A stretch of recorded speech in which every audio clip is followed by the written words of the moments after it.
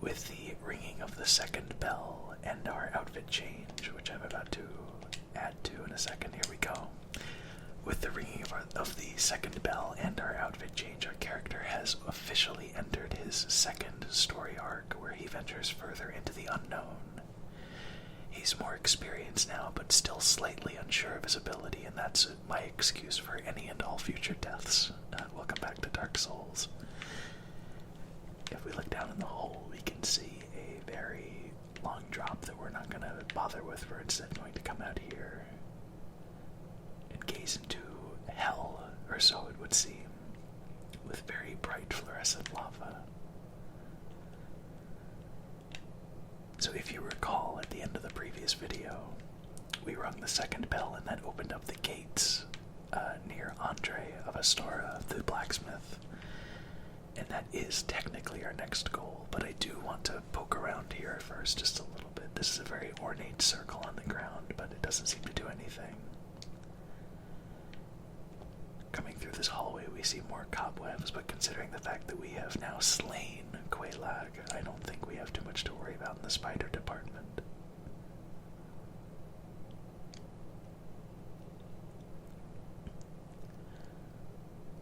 A more fitting title, I'm not sure there has ever been. So I just wanted to light this bonfire really quickly and level up twice. So let's get vitality to 20. And next we'll focus on strength. And there's more of these creepy bug men that do the chanting prayer, unfortunately we are not going to go much further. I just wanted to grab that bonfire. But what really strikes me about this area as a whole is just how cavernous it is and how vast it is. And this area is kind of one of the reasons that I personally, just me, prefer playing on a higher brightness than usual in these games, just so you can see off in the distance more clearly. And I just love the feeling of, wow, this is a vast area that we're entering and I can't wait to explore it, but we will do that another time. We're going to instead go back this way, but we're not going to go all the way back to Firelink and then the Undead Church just yet. Or I suppose technically it would be the Undead Burg. Back here with the lighting change is Quelaag's domain and a wall that, upon closer inspection, kind of does stand out just a little bit compared to all of the other ones around us.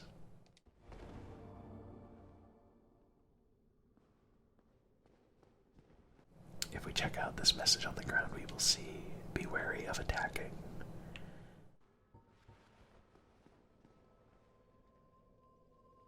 Oh dear, what have we here? Are you a new servant? But you have no eggs. No matter. Go along and have audience with our fair lady. I pray that you will mind your manners. And then he very kindly, graciously even, moves out of the way so we can walk past him. Now you'll notice that with his dialogue option, I could have said that, yes, I am a servant, or no, I am not a new servant. And the game, by default, put me on no. And that has been a problem in many playthroughs. You cannot rescind that decision. And if you want to reach this hidden bonfire, the only way to progress would be to kill this poor, innocent pod creature. And that's a problem for numerous reasons. The first being, it's very sad because he's an innocent man. The second being that if you kill any of these things, out of these sacks on their back come these worm creatures that can infect you with a debuff that we would be able to remove because we picked up that egg vermifuge, but I'm getting far too sidetracked now. Imminent sorrow. And a bonfire. I wanted to read the message, but that's okay. It's very important that we rest at this bonfire. And at the other side of the cavern is a dead end. which is unfortunately not an illusory wall.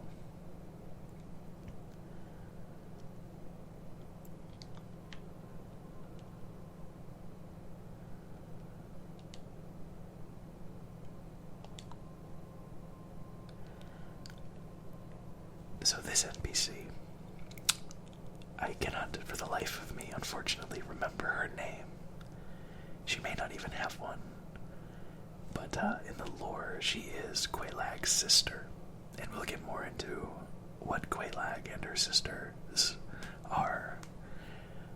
But this is actually a covenant that we are not going to join, unfortunately. It's a covenant that involves just feeding her humanity, and you get not very tangible rewards, but the last one, if I remember, I will explain when it becomes more pertinent. Unfortunately, we cannot talk to her. However, there is a ring that you can equip in order to do that, but I, once again, kind of forgot which ring it was, but I promise you that I will figure out what ring it is, and I will come back here and we'll be able to hear her dialogue because I really want to showcase it, but yeah. The most important thing for this whole trip was that I really wanted to get that bonfire. And with all of that out of the way, we can now begin our run all the way back to the Undead Burg. Or, no, I'm sorry, I said Undead Burg before. Undead Parish. Considering how wide and long this boss room is, it's very satisfying to walk through it from the other end after having defeated Quelaag. Or I suppose I should say Maneater Mildred defeating Quelaag, because I got carried very hard.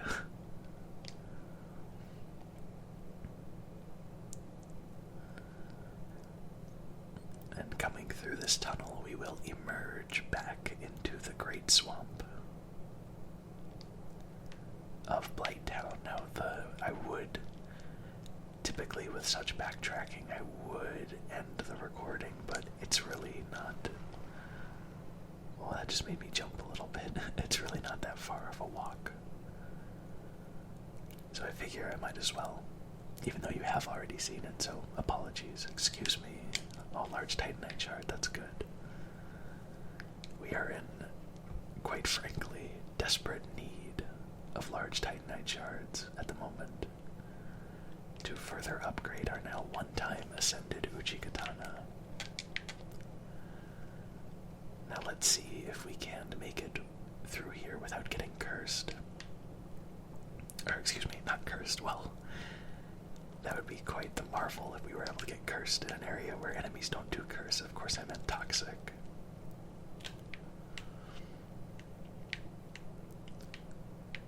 I still can't believe that a dog, of all things, is powering this elevator. It's very whimsical. It's like something you might see in a Ghibli movie. Or I believe the official pronunciation is Ghibli, but I've always said Ghibli, and I'm not about to stop now.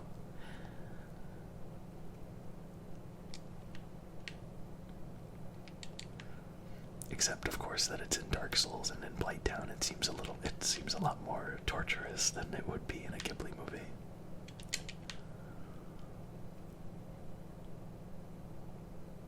I am not sure why I haven't cured my poison yet. I suppose because I'm not going through the area. Pretty confident that will be okay. Oh, one more layer to go up. And I will heal up before taking on the big guys here.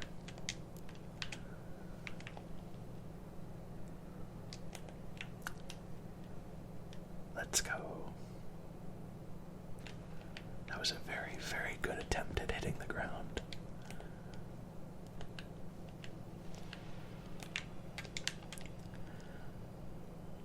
I would definitely venture a guess that these enemies have very, very low bleed resistance. Because it only takes a few hits in order to, in fact 2 after backstab, although I'm sure the backstab does not help them when it comes to resisting bleed. Oh, that one dropped an item. Oh, I know that it's just a dung pile. But I might as well go for it, just to make sure.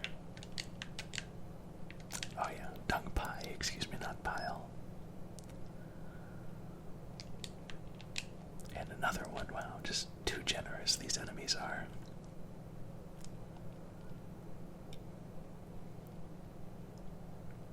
I believe that beware of fatty message is talking about it, or is it acting as if you, was more so written by someone coming from the other direction.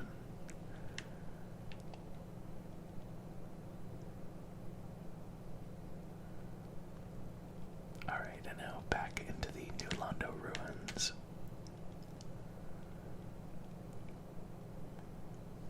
Up the stairs. Oh, and we do not have to pull the lever and make another Emperor's New Groove reference. I was quite worried about that.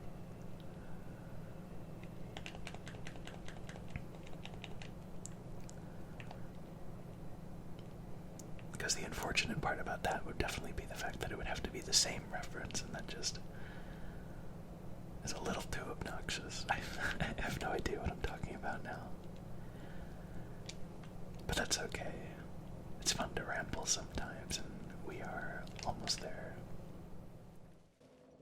Did you ring the second bell? That is incredible, I must say. But now we have a new problem. It's noisy, it snores, and its breath is lethal. This is no laughing matter, I tell you. Damn, that's stench. And I was really beginning to like it here. Maybe it's time I do something about it. Maybe it's... On that rather ominous note, I am reminded that ringing the second bell is a trigger for something else. So we'll have to see what that is after we meet some of the other NPCs that we freed over the course of our journey thus far. I see you made it out. Yeah, I made it out safely too.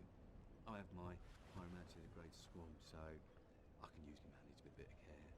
Oh yeah, by the way, I can share my spells with you. I think you have a knack for it. All you need are the materials. I'll be pleased to help you. Unless you find the magic's unsavory. Yeah, wonderful. I'm sure that they'll be of some use, some assistance.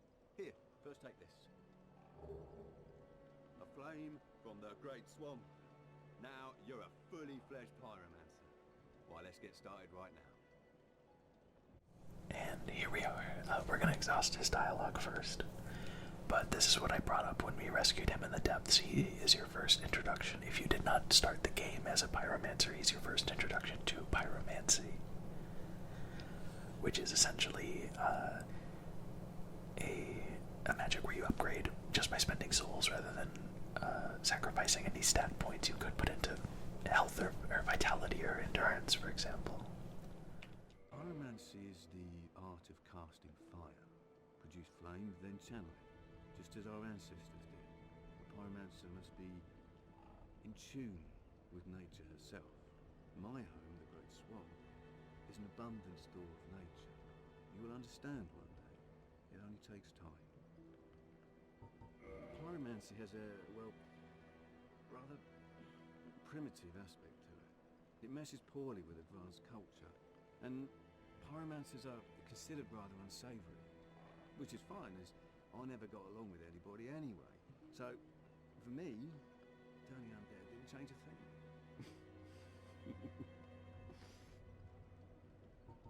A pyromancer's flame is a part of his own body. Flame develops right along with his skill. When I gave you that flame, I gave you a part of myself. Please take good care of it. The pyromancer's flame, please take it. So, looking at modifying equipment, we can very cheaply at the moment upgrade the pyromancy flame, which we're not going to do just yet. I may, at a later point, try out some pyromancy, but for the moment I'm not going to bother with it. And if you go to his store, you can see a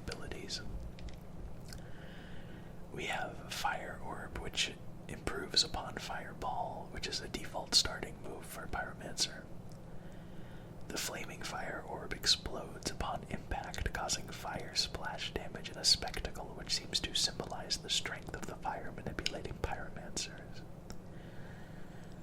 Combustion is one of the most basic pyromancies. For this reason, the flame thus created is fierce. And that's sort of like, I really like the animation for combustion. Imagine putting like a flame in your hand and then, and then just blowing, and then the flame shoots out. It's neat. It's very close range, but cool. Iron Flesh is a pyromancy of Carmina who harness the power of flame to actualize the inner self. Iron Flesh boosts defense and resilience. Use of this pyromancy requires caution as the caster becomes exceedingly heavy and unable to move freely. And that's absolutely true. When you do Iron Flesh, you move very, very slowly. Flash Sweat is another pyromancy of Carmina. Intense sweating reduces flame damage, so it's basically like Aqua Veil. I believe Aqua Veil is what it was called in Demon Souls, but I can't be entirely sure remembering that. Anyway. Goodbye then. Be safe, friend. Don't you dare go alone. I just wanted to read that. I'm not going to read every single sorcery because that did end up taking more time than I thought it would, but we'll go over a general overview of them once we're done exhausting this guy's dialogue now. Oh, hello. I regret meeting you under such compromising circumstances. At least we both made it back unscathed. Incidentally, would you care to learn any sorceries? You're clearly talented, and besides, I owe you. Of course, we will require some materials, but I'm happy to teach you some elementary spells. Are you interested? Splendid. Very well. I am pleased to have a chance to give something back. Well then, let's get started straight away. Have you heard of Big Hat Logan? Master Logan is a great sorcerer and my teacher. Both of us came to this land as undead.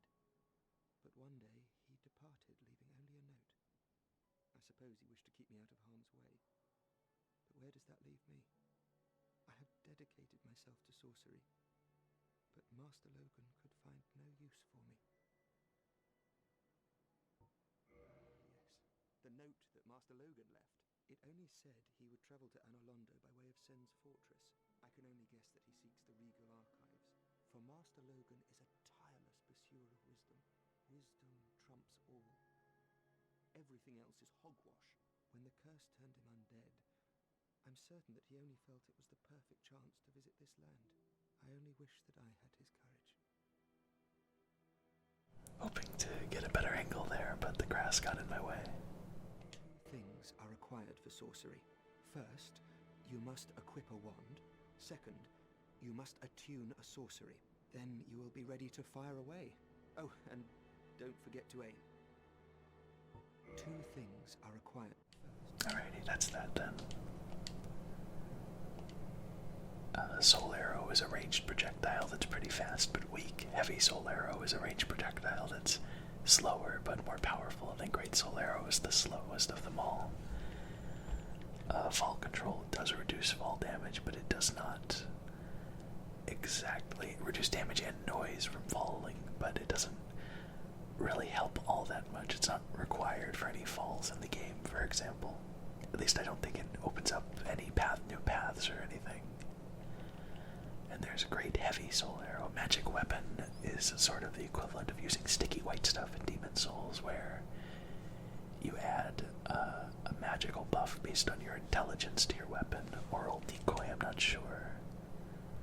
Oh, that's like creating it. That's like using an alluring skull, I believe. And then Magic Shield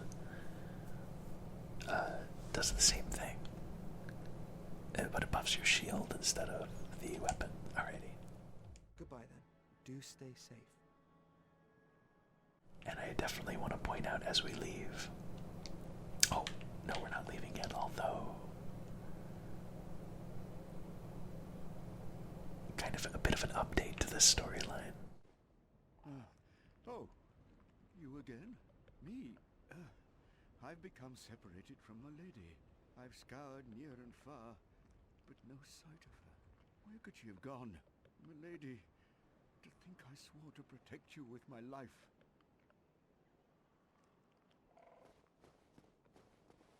Your Highness, where have you gone? I am entirely to blame for this. Oh, woe is me.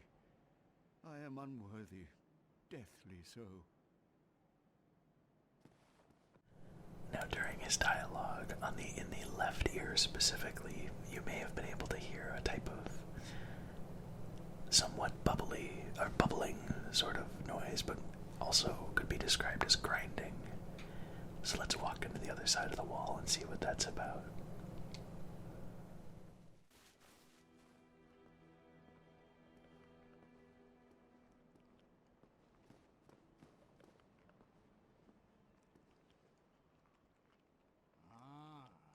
Hello.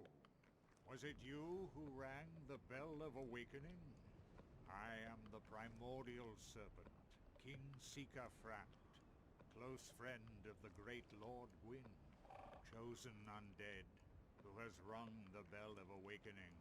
I wish to elucidate your fate. Do you seek such enlightenment? Very well. Then I am pleased to share.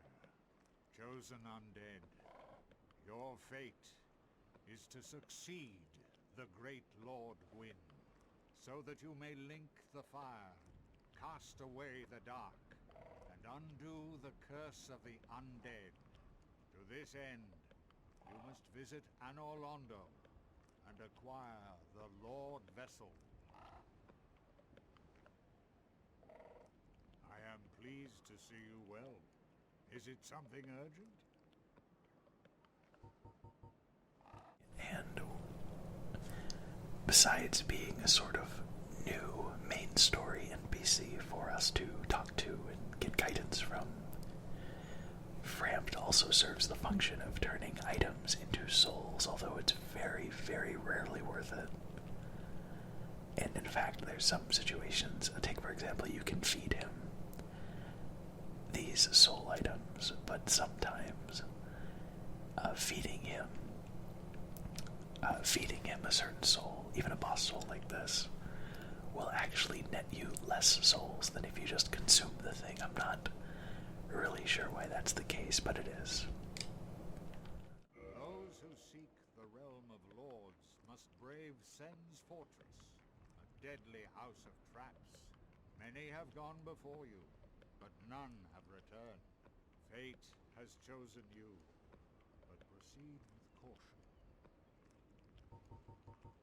Those who seek many fate. Farewell, chosen undead. I remain here and await thee. And that is all that we really get from our good buddy Kingseeker Frampt here.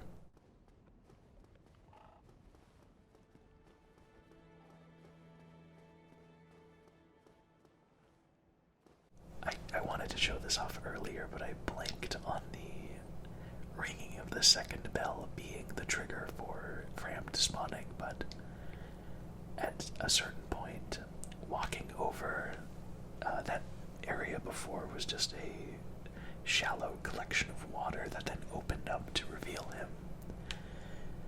If you walk over it, sometimes you'll hear a snoring noise or like a heavy breathing, and that is him underneath the water. And it's just a really, really neat touch. Alright, that was a lot of time to talk to all those NPCs, but definitely worth it to get a little bit more lore. Oh, I almost forgot the thing I wanted to mention before I realized that Petrus's friends were gone, that we saw before. The voice actor for, I cannot remember his name, unfortunately, the sorcerer that we rescued, Griggs of Finheim, I believe. Could be wrong on that. The voice actor for him, I cannot remember the actor's name, but he sounds a lot like the voice actor who voices Alvis. I think his name is in Xenoblade Chronicles, the first one, as well as Hawkwood in Dark Souls 3 and Emmerich in Final Fantasy XIV, who has an incredibly unique voice and cadence that is just mesmerizing to listen to, and I love that. It might not be him, full disclosure. I just kind of realized that for the first time, but I would like to say that I absolutely adore that voice actor and would recommend checking him out if possible. Actually, I'll tell you what, I'll put his name in the description. You can check out his work.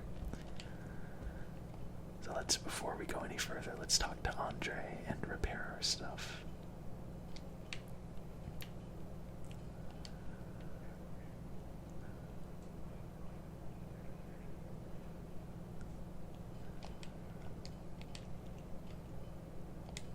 I can't remember what the raw Uchikatana upgrade does, but I don't want to do it. We might be able to upgrade it once, actually. Yes, nice. That's good stuff. So now we don't have to repair it, and really repairing my weapon is definitely the thing I care about most.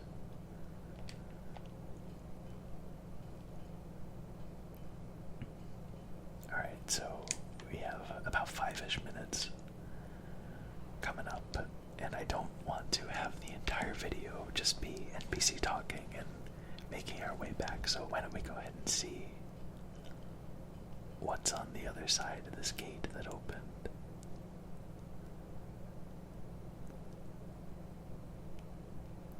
Unfortunately, our good buddy Siegmeyer of Katarina has apparently moved deeper into the fortress. And as, if you recall, Kingseeker Frampt told us that we need to seek something called the Lord Vessel in Orlando by way of Sen's Fortress, which is here. So this is our next goal. You may notice a elevated platform on the floors. Let's go ahead and see.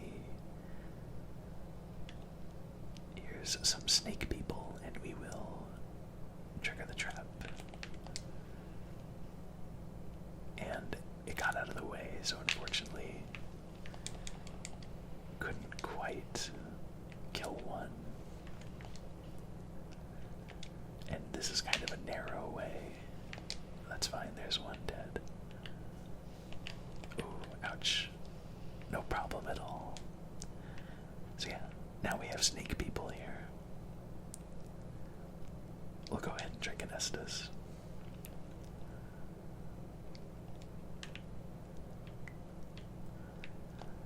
Not much to see in this initial room, although we will see armor that somewhat looks like the Black Knight armor, but these are just statues that we cannot destroy because they're just that tough.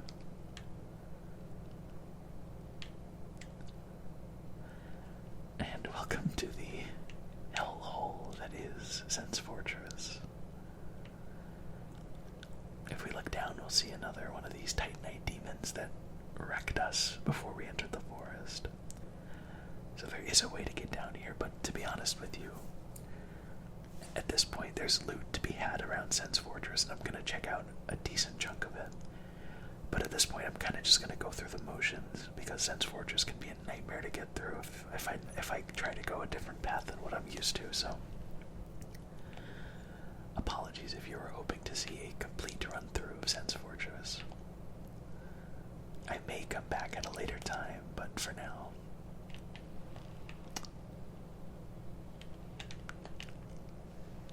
let's see if we can't kick him off the edge. Goodbye.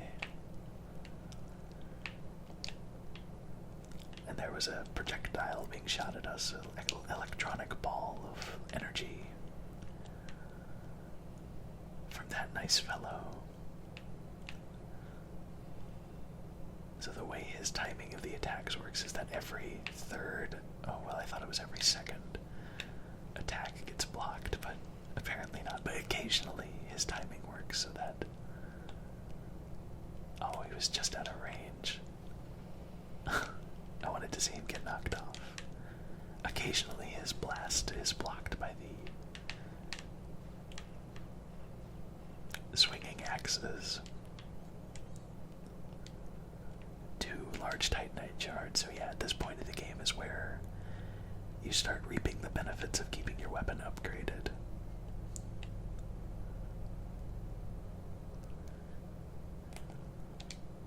I'm gonna go ahead and deal with this guy.